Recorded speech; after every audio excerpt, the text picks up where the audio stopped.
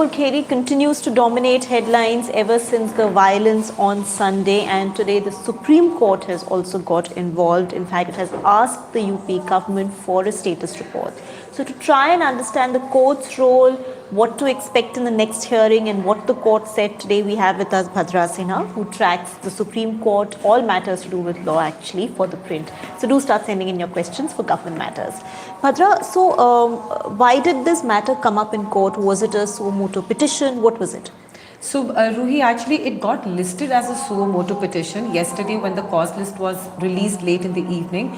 But today when the matter came up for hearing before a 3-judge bench led by Chief Justice M.V. Ramana, he clarified that it is not a suo motu petition but a petition, but a PIL registered on 2 letters sent by advocates complaining about the mishandling of the entire situation by the Uttar Pradesh police. And during the hearing, the counsel, the Additional Advocate General of UP was present, and she did call the incident as unfortunate. So without going into the merits of the entire case and without making any remarks over the incident, the bench as of now has simply asked for a status report from the Uttar Pradesh government, in which the bench wants details such as the accused, if any, named in the FIR, how many are there, what is the status of the accused, in the sense whether the police have arrested them or not, what is the status of the investigation. Along with that, the bench has also asked for details with regard to certain petitions that were filed in the Allahabad High Court following the incident. They want to be apprised about the nature of the petitions that have been filed over there, and the steps taken by the Uttar Pradesh government, such as the constitution of a special investigating team and a 1-member judicial commission of inquiry. So these are the details that have been sought by the Supreme Court. Not much hearing happened today, but the matter is listed for a hearing tomorrow, and we'll get to know tomorrow only what the progress will be, whether the Supreme Court is keen to take the matter forward or not, or whether it will leave it to the Allahabad High Court to look into the issues. Right. So what has the UP government done so far? What kind of probe has it instituted? So as per the submissions, the brief submissions made by the UP Additional Advocate General, Garima Prasad, the government has till the hearing has had actually constituted a special investigating team, and as I said, a judicial commission of inquiry headed by a former Allahabad High Court judge. It's a 1-member commission of inquiry, so they are not too many members. So, but I think as of now, from the statement made by her, the commission of inquiry has probably not initiated, in the sense, you know, it hasn't really called for witnesses or examined any witnesses as of now. As of now, it is only in the constitution stage. But as I said, you know, the details would be unraveled tomorrow when the status report is filed. So is the UP government bound to file a status report by tomorrow? Of course, they are. It is bound to file a status report. Now, whether it files it in a sealed cover or in open, we'll get to know about it tomorrow. But I just want to add a point over here that following the hearing, the UP government, the UP police, the reports which emerged from the area suggest that the UP police have arrested 2 people and 2 persons have been detained.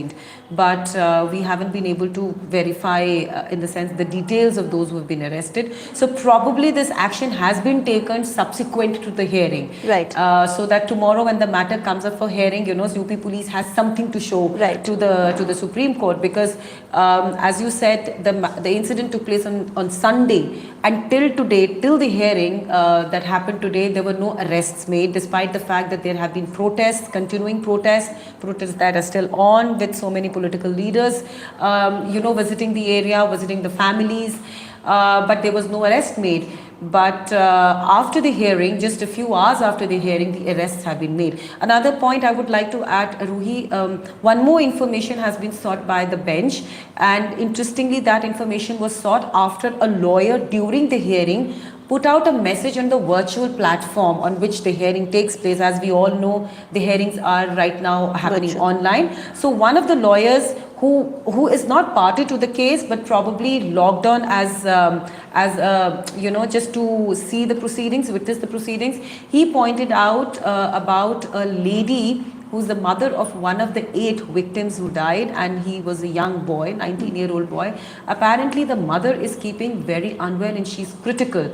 So the bench specifically issued these orders to the UP Council, saying that the mother should be given immediate medical treatment, and they have also asked for a status report as far as her health condition is concerned. Right. So, I mean, these certain directives have been given, and I feel that the hearing has had an impact, because the UP police definitely, swung into action. Some arrests have been made, and tomorrow we will get to know the further details regarding the investigation. All right. Okay, so let's take this question from Aditya Gugate, who is a member of the Print YouTube community. If the Supreme Court feels strongly about farmer protests, they should rule on the constitutionality of the farm laws without wasting any more time.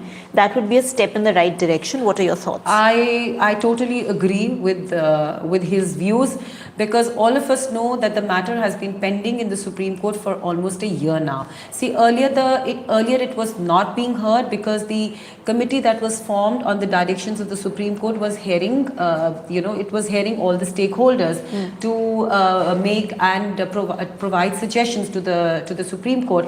Now that report has been submitted. It's been more than 2 months since the report was submitted, and yet the matter has not got listed for hearing. In fact, one of the members of the committee set up by the Supreme Court also wrote to the bench saying that this matter should be decided, it should be expedited, so that this entire stir ends, so that the blockades that is causing major troubles to the commuters also end. Simultaneously, Ruhi, there are also petitions which are pending in the Supreme Court with regard to the blockades. Right.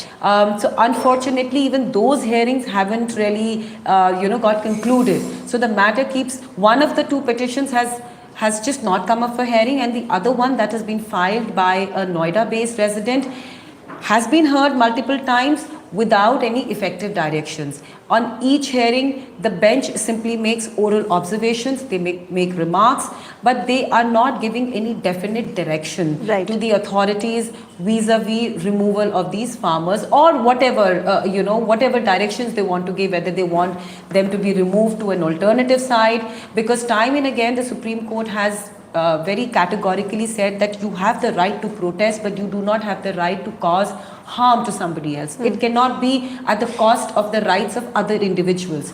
So despite all these observations, no finality to these pending matters. So I think it's high time, since it's not that the Supreme Court is not seized of the matter. It is seized of the matter. It should bring this entire controversy to an end, you know, and especially since its jurisdiction has been invoked, and time and again the Central Government Council appearing in the matter related to the protests have also said that if somebody has invoked the jurisdiction of the Supreme Court, they should also have some sort of faith in the institution.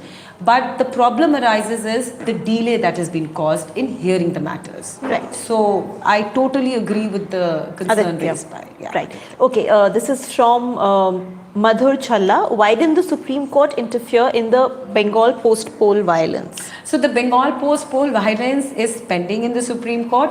It's not, yes, there was no suo motu cognizance, but over here also I would like to clarify, this case is not a suo motu cognizance. It is a PIL registered on the basis of letters written by 2 lawyers. And I think as far as the Bengal matter is concerned, the matter was already seized before the Calcutta High Court. And after the decision was given by the bench over there, the West Bengal government has approached the Supreme Court through an appeal. So the matter is pending over there, and the hearing has started. It took place last week, and now it is expected to take place again after the puja, the puja vacations get over. Right. Okay. This is from a handle called Worth It. Can the state curb any of the fundamental rights given under Article 19 without informing? See, as far as curbing of rights is concerned, as far as the, first of all, I would just like to talk about the state's role when it comes to law and order. And, we have witnessed this not just in this particular incident, but even when Hathras happened, the UP police and the UP government had immediately invoked section 144 of the CRPC, which disallows, a crowd of more than 4 people to, to be at a particular place or to gather. So they did that even in Hathras, and they have done it now as well.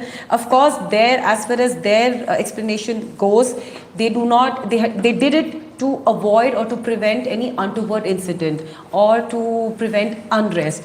But yes, at the same time, to stall the entry of politicians, is also not right. After all, a politician has a right, to go, to visit, to find out the ground realities. So it in a way does curb the right to freedom of speech under Article 19, yes. And I feel some sort of a balance should be struck, because yes, law and order is a problem, but at the same time you cannot deny them their right as well. So probably they should have evolved some mechanism through which they could have allowed some politicians to, or to, like, with a few member of their party, to visit the families, ensuring police presence so that no unrest takes place. Right. So yes, but then as I said, this section under CRPC is really being often invoked in Uttar Pradesh.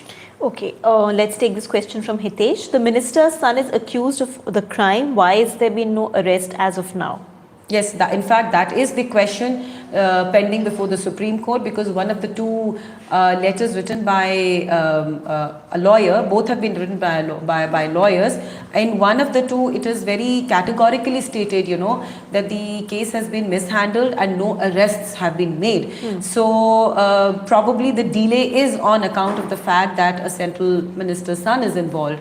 And we'll get to know about all this tomorrow when UP presents a status report before the bench, because who exactly are named in the FIR and the investigation, their investigation vis-a-vis each accused, will finally be told to the court tomorrow. Right. Okay. Ramesh NG, who's just become a member of the Print YouTube community, so welcome. Connecting the upcoming UP election and the incident, should the Supreme Court not order a CBI inquiry to go to the root of the cause? Well, it is up to the Supreme Court what it will do. And as far as ordering a CBI inquiry is concerned, that is usually ordered in very extraordinary cases. So after weighing the steps taken by the UP government, then only the Supreme Court can take a decision on this. So I think it's too early to comment on this question, because since UP has not come out in the open and publicly informed about the status of its investigation. So let's see what actually they tell the court tomorrow, and then only I think it will be a right time to actually comment on this question, and probably then only the Supreme Court will take a call as to whether it should order a CBI inquiry or not. And not to forget, Ruhi, the matter is also pending in the Allahabad High Court. Right. So we need to see, we need to wait and watch whether the Supreme Court will actually intervene in this matter, considering that Allahabad High Court is already seized of the matter. Right. Yeah. Okay. This is from a handle called SN. Why does the minister need to resign? His ministry can be changed. If the son is the accused, why should he suffer? So, it's not a legal question, but it's a question of ethics. It's that is, of course, it is a question of ethics, since, the fact that even an allegation has been made, although the minister claimed that the son was not present in the car, but the fact remains that his car, a car registered in his name, was part of the convoy and was involved in mowing down the 8 people, including farmers. So you cannot ignore, and it's a fact.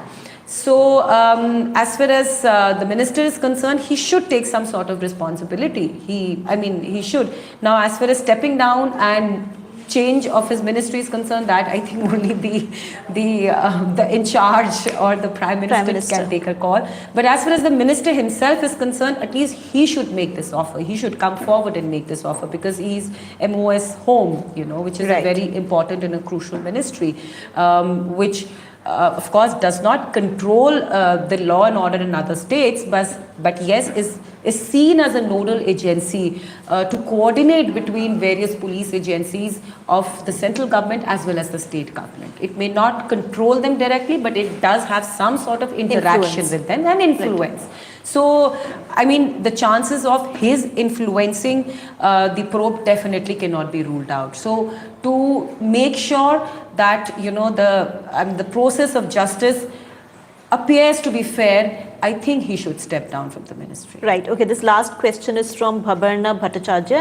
I'll take this question. The question is, why is the BJP top brass silent on the issue, despite everyone, including the opposition, mounting pressure on them to sack the minister? So, you know, this is not unusual. This is actually right out of the BJP playbook, BJP under Modi Shah, their playbook, where it's always been about riding the storm and brazening it out instead of acknowledging or bowing to pressure, what is seen as bowing to pressure. And this is exactly how the Prime Minister has been, even when he was Chief Minister of Gujarat or since he's been Prime Minister in the last 7 years. So this is really quite typical of the Narendra Modi playbook, and very rarely do you see the Prime Minister react when there is opposition pressure mounting on an issue.